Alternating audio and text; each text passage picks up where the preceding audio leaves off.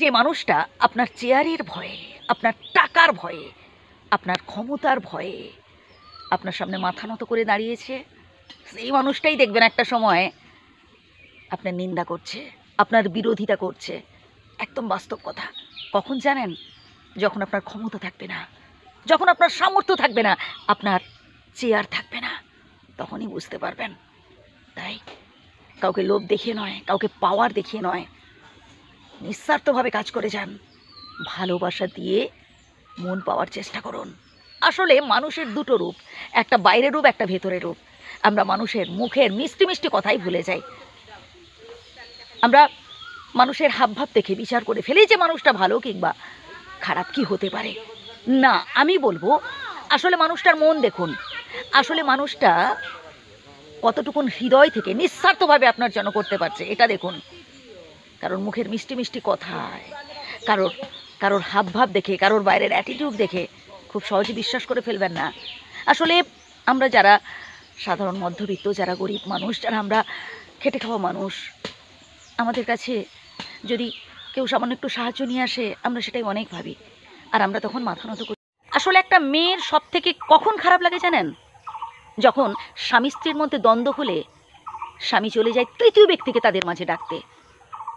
যখন স্বামী স্ত্রীর মধ্যে কোনো রকম খুনসুটি হলে, কোনো রকম ঝামেলা হলে তৃতীয় ব্যক্তি নাক গলায়, সেখানে দেখবেন সম্পর্কে চিড় ধরে, সেখানে সেই সুন্দর সম্পর্কে নানান সমস্যা আরও বাড়ে।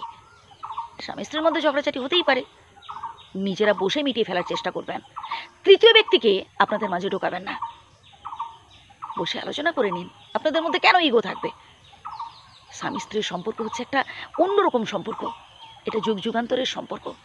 দেখবেন সারা জীবন চাইলেও তার সাথে সংসার করা যায় না, সারা জীবন ধরে ভালোবেসে যাচ্ছে কিন্তু পাচ্ছে না। স্বামী স্ত্রীর সম্পর্ক হচ্ছে একটা অন্যরকম সম্পর্ক ভাই, এটা বিধাতার সৃষ্টিতে করা, বুঝলেন? তাই সবসময় চেষ্টা করবেন নিজেদের মধ্যে মেয়েদের ভালোবেসে আগলে রাখুন, সংসার সুখের হবে। আর যদি অপমান করেন, যদি অবহেলা করেন, দেখবেন সেই সংসারে কোনোদিনও সুখ আসে না। সেই সংসারে সারা জীবন শুধু দুঃখ, অশান্তি আর কষ্টে ভরা থাকে। মেয়েদের ভালোবাসতে হয়।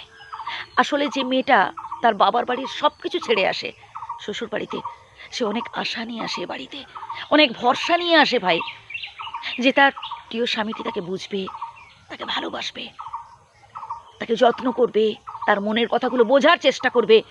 আর একটা সময় যখন তার প্রিয় স্বামীটি তাকে পদে পদে অপমান করতে থাকে, কটু কথা বলতে থাকে, যখন তাকে গুরুত্ব দেয় না, তখন মেয়েটা না চোখের জল ফেলতে থাকে। আর কোনো মেয়ে যখন চোখের জল ফেলে, সে সংসারে কোনোদিনও সুখ আসে না।